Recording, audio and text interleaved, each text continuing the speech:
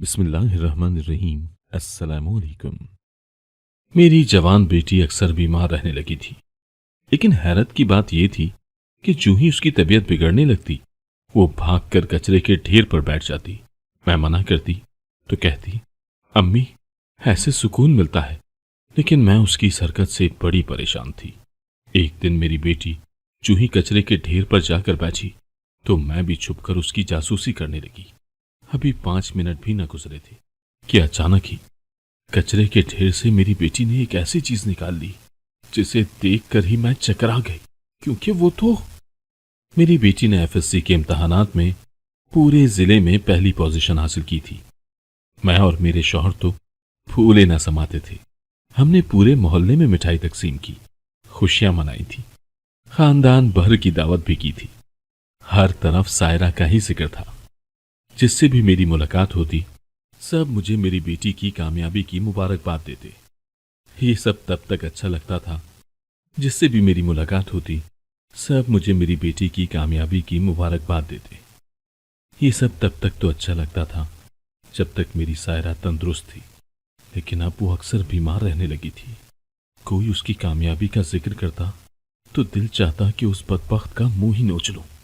मुझे ये लगने लगा था कि मेरी बेटी को किसी की बुरी नजर लग गई है। सायरा अपने रिजल्ट के बाद कुछ ही दिन तक ठीक रही थी, फिर उसको बुखार रहने लगा था और उसने खुद को चारपाई तक महदूद कर लिया था। मैं ही उससे बात करती तो करती, वो तो बस चुपचाप मेरा मुंह तकती रहती थी।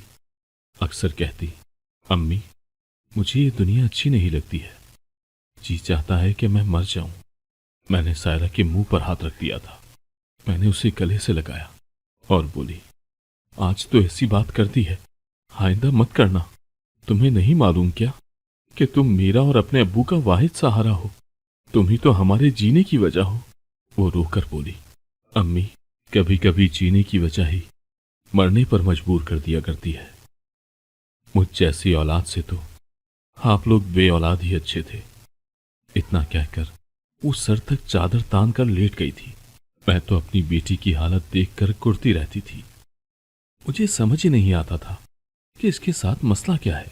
मैंने सायरा के अब्बू से कहा कि वो किसी से पैसे उधार पकड़ लें, ताकि हम सायरा का चेकअप किसी बड़े अस्पताल में करवा दें। उन्होंने अगले ही दिन पैसों का इंतजाम कर लिया। मैंने सायरा से कहा कि चलो जल्दी से तैयार हो जाओ, तुम्हें अस्पताल लेकर जाना है, पता तो चले कि तुम्हें मसला क्या है।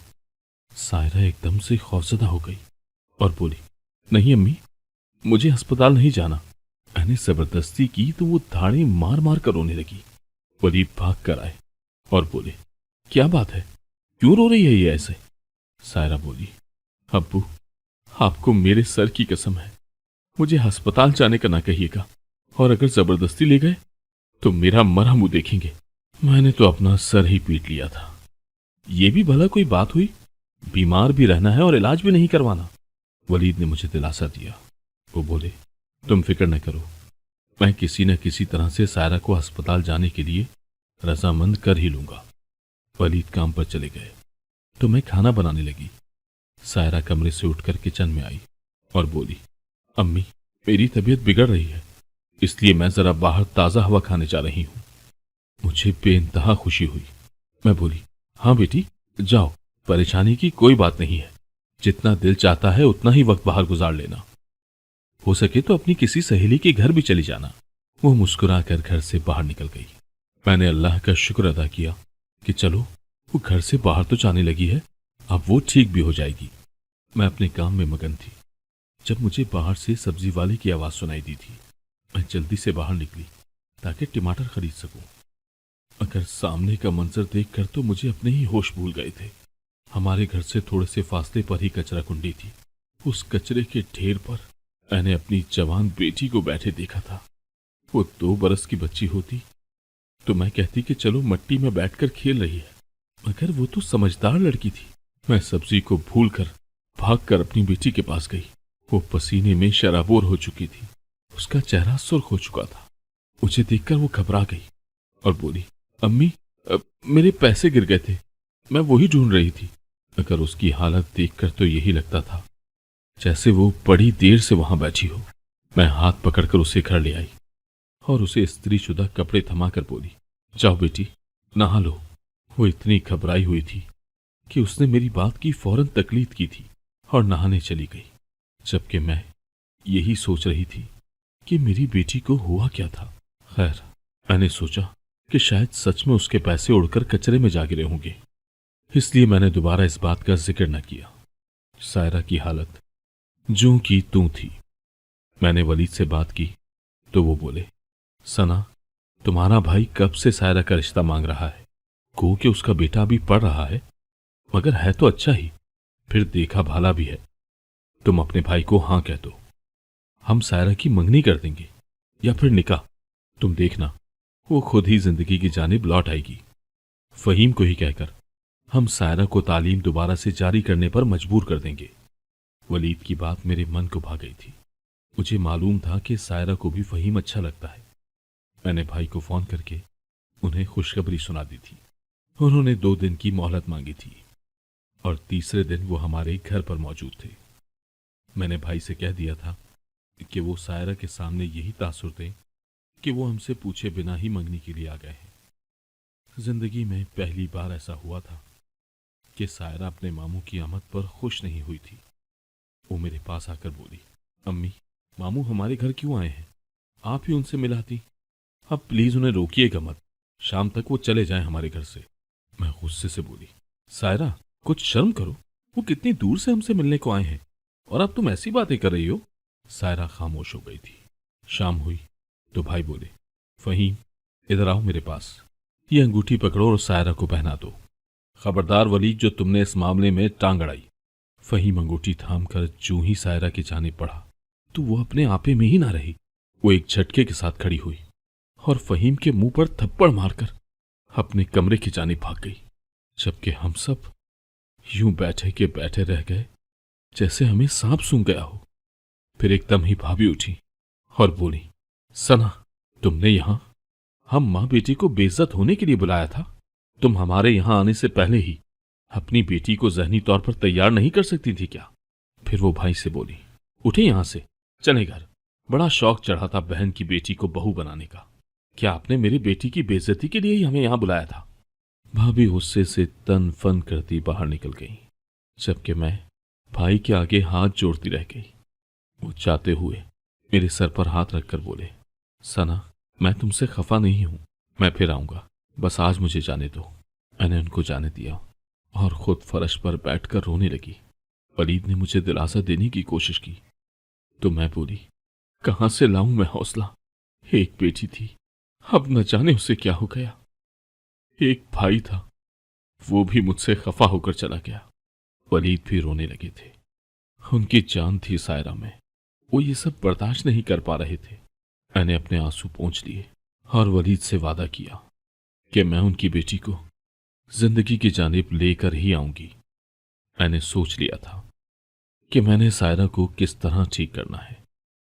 सुबह हुई तो मैं उसके साथ बिल्कुल नॉर्मल रही। मैंने कल वाली बदमज़गी का कोई जिक्र नहीं किया उसके साथ। मैंने सायरा के हाथ में झाड़ू थमा दिया और बोली, उठो सायरा, मेरे साथ घर की सफाई ही करवा दो, मेरी तबीयत आज कुछ ठीक नहीं है। उसने जल्दी से झाड़ू पकड़ा और कमरे की सफाई करने लगी, मगर 5 मिनट बाद ही वो हाँफने लगी थी। उसने झाड़ू एक तरफ फेंक दिया और बोली, अम्मी, मुझे पानी ला दे। मैं जल्दी से भागकर उसके लिए पानी लाई। उसने सारा गिलास एक सांस में ही पी लिया था। फिर बोली, अम्मी, मैं बाहर ताज़ा हवा खाने के लिए जा रही हूं। मैंने उसे रोका नहीं। सायरा के जाने के कुछ मिनट बाद ही मैं भी बाहर निकल गई। मैंने घर के दरवाजे के पास ही खड़े होकर देखा, वो कचरे के ढेर पर बैठी हुई थी और खुदाई कर रही थी। ये मंजर देखकर तो मैं कांप कर रह गई थी। मैं भागकर बाहर निकली और सायरा तक जा पहुंची। शायद उसे मेरे कदमों की चाप सुन गई थी, इसीलिए उसने जल्दी से खुदाई रोक दी और हाथ झाड़कर उठ खड़ी हुई थी। मैं बोली, सायरा, तुम ये क्या कर रही हो? वो बोली, अम्मी कुछ नहीं, बस वैसे ही बैठी थी, मुझे यहां बैठकर सुकून मिलता है। उसकी ये बात मुझे गुस्सा दिला गई थी। मैं बोली, तुम मक्खी हो क्या, जिसे गंदगी के ढेर पर बैठकर सुकून मिलता है? वो नजरें चुराने लगी। मैं उसे घर ले आई और बोली, नहा धोकर जल्दी से साफ कपड़े पहन लो। उसने बिना कोई चूं चरा किए मेरी बात की तकलीद की थी। जब वो नहा कर निकली तो मैं उसका हाथ थाम कर अपने साथ बाहर ले गई। वो मुझसे पूछती रह गई कि अम्मी हम कहाँ जा रहे हैं, लेकिन मैंने उसकी बात का कोई जवाब न दिया। बस रक्शे में बिठाकर उसे अपने साथ ले गई। मैं उसे सच्चे पीर साहब के आस्थाने पर लेकर गई थी। मैं चाहती थी कि नजर का तोड़ हो जाए, क्योंकि मुझे कामिल यकीन था कि मेरी बेटी की हालत नजरे बद लगने की वजह से ही हुई है। सायरा सख्त परेशान हो गई थी। वो बोली, अम्मी आप ये मुझे यहां क्यों लेकर आई हैं? मैं नहीं आगे जाना चाहती। मगर मैं उसे जबरदस्ती ही ले गई थी। पीर साहब बहुत पहुंचे हुए थे। मैंने उनसे कहा कि मेरी बेटी कुछ दिनों से अजीब सी हरकतें कर रही है, आप मुझे बताएं कि इसको हुआ क्या है। पीर साहब मेरी बेटी को देखकर कुछ पढ़ते रहे और फिर बोले, गलती हुई है तेरी बेटी से, बच्ची है ना, बच्चों से ही गलतियां होती हैं। तू इसे घर ले जा, इसके दिल का हाल मालूम कर, इफाका हो जाएगा। मैं बोली, पीर साहब नजर भी लगी है क्या मेरी बेटी को? वो हंसकर बोले, हाँ ये बुरी नजर ही तो थी जिससे तुम लोगों की खुशियां देखी न गई। तुम्हारी बेटी से गलती हो गई और यूं तुम लोगों का सुकून खराब हो गया। मैं रोने लगी और बोली, पीर साहब इस पर नजर का दम कर दें। पीर साहब ने दम कर दिया तो हम घर वापस आ गए। सायरा आज कुछ ज्यादा ही परेशान लग रही थी। शायद उसे ये खौफ था कि मैं रूबरू से ये ना पूछ लूं कि क्या गलती सरजद हुई है उससे। मैंने इस काम के लिए सायरा की दोस्तों को बुला लिया था। सायरा इस बात से बेखबर थी। मैंने उन लड़कियों को सायरा के पास भेज दिया और खुद किचन में जाकर मसरूफ हो गई। मैंने उनसे कह रखा था कि तुम लोगों की जो भी बात सायरा से हुई मुझे जरूर बताना। मैं अभी किचन में ही आई थी कि सायरा के कमरे से चीखने की आवाज़ आने लगी। मैंने दिल पर हाथ रखा और भागकर वहां चली गई। सामने का मंजर देखकर तो मैं दम बखुद रह गई थी। सायरा ने हाथ में एक बड़ा सा डंडा पकड़ा हुआ था जिससे वो अपनी सहेलियों की दुर्गत बना रही थी। मुझे देखकर उसके चलते हाथ रुक गए थे। वो लड़कियां भागकर मेरे पीछे छुप सी गई थी और फिर भागकर बाहर निकल गईं। सायरा ने वो डंडा फेंक दिया और बोली, अम्मी आप जिस जिस को मेरी जासूसी के लिए भेजेंगी मैं उनके साथ यही सलूक करूंगी। मैंने तो अपना सर थाम लिया था। मैं बोली, सायरा हाँ लेने दो अपने बाप को, वही तुम्हें सेट करेगा। मैं सायरा पर गुस्सा करके घर से बाहर निकल गई थी। मेरा रुख सायरा की सहेलियों की तरफ था, मगर मुझे तीनों घरों से बेइज्जत करके निकाला गया था। सायरा की बचपन की दोस्त बोली, आंटी आप उसका इलाज करवाएं, वो पागल हो गई है। मैं बोली, बेटा कुछ तो बताओ, उसने तुम लोगों से क्या बात की है? वो लड़की बोली, आंटी उसने हमसे कोई बात नहीं की। हमें देखकर पहले तो वो घबरा गई और फिर उठकर हमें काटने को दौड़ी। जब नाकाम हुई तो हाथ में डंडा उठाकर हमें मारने लगी और उसने ऐसी बात की कि हम आपसे वो बात कह भी नहीं सकती। मैं बड़ी घबरा गई थी। मैं बोली, बेटी अल्लाह के वास्ते बता दो कि उसने क्या बात की है। उस लड़की की वालदा आगे बढ़कर बोली, ले बहन तुम्हारे आगे हाथ जोड़ती हूं, आज के बाद मेरी बेटी को लेने ना आना, बल्कि अपनी बेटी का इलाज करवाओ, उसे बहुत जरूरत है इलाज की। मैं दागदार दिल के साथ वापस घर आ गई थी, लेकिन मुझे हैरत तब हुई जब पूरे घर में मुझे कहीं भी सायरा नजर न आई। आखिर वो कहाँ जा सकती थी? मैंने इधर उधर उसकी तलाश जारी कर दी, मगर वो कहीं भी नहीं थी। मैं भागकर कचरे के ढेर के पास भी गई, मगर वो तो वहां भी मौजूद नहीं थी। मैं सारों कतार रोने लगी। मैंने जल्दी से वलीद को फोन करके घर बुला लिया था। वलीद भी परेशान थे कि आखिर वो जा कहाँ सकती थी। थोड़ी देर के बाद मैंने फिर से बाहर झांक कर देखा तो सायरा कचरा कुंडी पर बैठी कुछ खोद रही थी। मैं भागकर वलीद के पास गई और बोली, वलीद हमारी बच्ची आ गई है, जल्दी करें बाहर आए। हम दोनों दबे कदमों से ही पड़ रहे थे। आखिर जानना चाहते थे कि हमारी बेटी हमसे क्या छुपा रही है। हम उसके सर पर खड़े देख रहे थे। सायरा ने 2 फाइल्स उस कचरे में छुपा दी थी। वलीद ने आगे बढ़कर सायरा को हाथ से थाम कर खड़ा कर दिया और खुद जमीन पर बैठकर खुदाई करने लगे। सायरा बिन पानी की मछली की तरह तड़पने लगी थी। वह अपने बाप के कदमों में गिर कर बोली, अब्बू आपको कसम है, प्लीज आज ये जगह मत खोदिएगा, नहीं तो गजब हो जाएगा। वलीद ने उसकी एक न सुनी और वो फाइल्स उठाकर घर ले आए। सायरा मुसलसल रो रो कर फरियाद कर रही थी कि अब्बू, खुदारा ये फाइल्स मत खोलें। मगर आज वो उसकी सुनने वाले नहीं थे। उन्होंने जैसे ही वो कागजात खोले, उनके चेहरे की रंगत बदलती रही। ऐसा लगने लगा था कि वो अभी बेहोश हो जाएंगे। वो तमाम कागजात छूट कर उनके पांव में जा गिरे थे। वलीद की आंखों से मोटे मोटे आंसू बह रहे थे। मैंने जल्दी से वो कागजात उठाए तो मैं बेहोश होते होते बची। मुझे बेइंतहा दुख हुआ, मगर मेरा गुस्सा हर एहसास पर गालिब आ गया था। मैंने उठकर सायरा के मुंह पर थप्पड़ों की बरसात कर दी थी। वो सूखे पत्ते की तरह लरजने लगी थी और बोली, अम्मी, मैं आपको सब सच बताती हूं कि ये क्या है। अम्मी, मैंने 12वीं क्लास में नया नया दाखला लिया था। हर तरफ मेरे ही चर्चे थे, क्योंकि मेरा 11वीं का रिजल्ट भी बहुत शानदार आया था। एक लड़की सादिया ने मुझसे हसद करना शुरू कर दी। वो मुझे नीचा दिखाने का कोई मौका हाथ से जाने नहीं देती थी। एक दिन बोली, सायरा, याद रखना, 12वीं क्लास में तुम्हारे नंबर इतने कम आएंगे कि तुम किसी से नजर मिलाने के काबिल भी नहीं रहोगी। उसने एक दिन मुझे क्लासरूम में बंद करके एक चूहा भी वहां छोड़ दिया था। मेरी चीखें आसमान से बातें कर रही थी तो मुझसे सीनियर लड़का मेरी चीखें सुनकर मेरी मदद के लिए आ गया था। उसने ना सिर्फ सादिया को बेइज्जत किया, बल्कि प्रोफेसर को उसकी शिकायत भी की थी।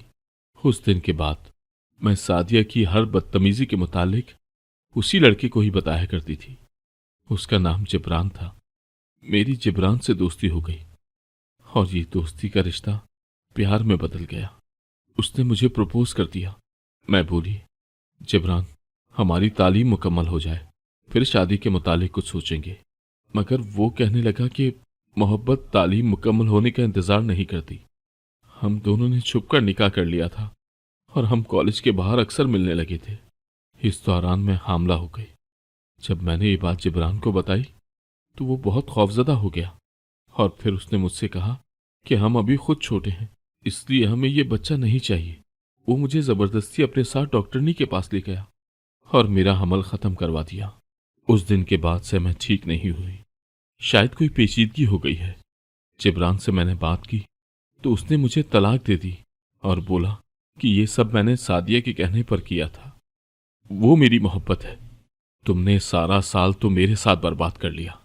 यकीनन इस दफा पहली पोजीशन सादिया की ही होगी। मैंने उन दोनों से इंतकाम लेने के लिए दिन रात एक कर दिया। मैं कामयाब भी हो गई, मगर मेरे अंदर से मेरी तजलील का एहसास नहीं चाहता। तलाक का दाग मेरे दिल से नहीं धुलता। अपने वालिदैन का भरोसा पारा पारा करने का मलाल मुझे अंदर से खाता रहता है। मैंने अपनी तमाम रिपोर्ट्स उस कचरे के ढेर के नीचे इसलिए छुपा कर रखी हैं ताकि मैं अपनी औकात को ना भूलूं। मैं कचरे का ढेर हूं। मैं खताओं का पुतला हूं। मैंने सायरा के मुंह पर थप्पड़ दे मारा और बोली, काश तू पैदा होते ही मर जाती। फिर मेरा हाथ उठता ही चला गया और मैंने सायरा को मार मार कर अधमुआ कर दिया। वलीद ने ही मेरे हाथ पकड़कर मुझे रोका था। उन्होंने सायरा को गले से लगा लिया था। वो सायरा से बोले, मैं अपनी बेटी के साथ हुए हर जुल्म का बदला उनसे लेकर रहूंगा। फिर वो सायरा का हाथ थामकर उसे थाने ले गए थे। उन्होंने FIR दर्ज करवा दी थी। पुलिस ने भी तेजी दिखाई थी और मुजरिमों को पकड़ लिया था। उनकी सजा का फैसला अदालत में होना था। मैंने भाई को फोन करके उनसे माजरत कर ली थी। मैं बोली, भाई, जब मैंने आपको रिश्ते के लिए बुलाया था तब मुझे मेरी बेटी के स्याह माजी का इल्म नहीं था। आप अपने फहीम की शादी किसी भी जगह कर सकते हैं, हमें कोई एतराज नहीं होगा। अगले ही दिन भाई, भाभी और फहीम हमारे घर आ गए थे। इस बार फहीम ने मुझसे इजाजत ली कि वो सायरा से अकेले में मिलना चाहता है। मैंने इजाजत दे दी। थोड़ी देर बाद ही फहीम कमरे से बाहर आ गया तो वो बेइंतहा खुश था। बोला, पप्पू, शादी की तैयारियां करें। भाई हंसकर बोले, फहीम, तुम्हारी बात कैसे मान ली सायरा ने? तो वो बोला, अब्बू, मैंने उसे बताया कि मैं उसे बचपन से चाहता हूं। मेरा एक दिन भी उसकी याद से खाली नहीं गुजरा। क्या हुआ अगर उसे शैतानों ने बहकाकर अपना मकसद हासिल करने की कोशिश की है? मैं तो आज भी उसी का हूं। तो वो मान गई। हमने शादी की तैयारियां शुरू कर दी थी। सायरा ने रो रो कर अपने अब्बू और मुझसे माफी मांग ली थी। हम क्या कर सकते थे, इकलौती औलाद थी, माफ तो करना ही था। सारा खुशी खुशी रुखसत होकर अपने घर चली गई थी। मेरी नसीहत तो यही है कि मेरी बच्चियों, कभी किसी के प्यार के झांसे में आकर इतना बड़ा कदम उठाने की कोशिश भी ना करें। सायरा की किस्मत अच्छी थी कि उसका पर्दा रह गया, जमाने वाले कुछ भी ना जान सके। अगर वो जान जाते तो मेरी बच्ची के साथ क्या होता। हालांकि उस पगली ने तो अपनी सहेलियों को भी बता दिया था कि मेरा बच्चा मर गया है, मैं तुम सबको भी मार दूंगी। ये तो अच्छा हुआ कि उन्होंने आगे किसी से बात नहीं की। अल्लाह का शुक्र है कि मेरी बेटी अपने घर आबाद है। अगर आपको आज की कहानी पसंद आई है तो वीडियो को जरूर लाइक कीजिएगा और अपने दोस्तों के साथ भी शेयर कीजिएगा। और हां, अगर आपने अभी तक हमारा चैनल सब्सक्राइब नहीं किया तो जरूर सब्सक्राइब करें। मिलते हैं कल एक नई और दिलचस्प कहानी के साथ। अल्लाह हाफिज।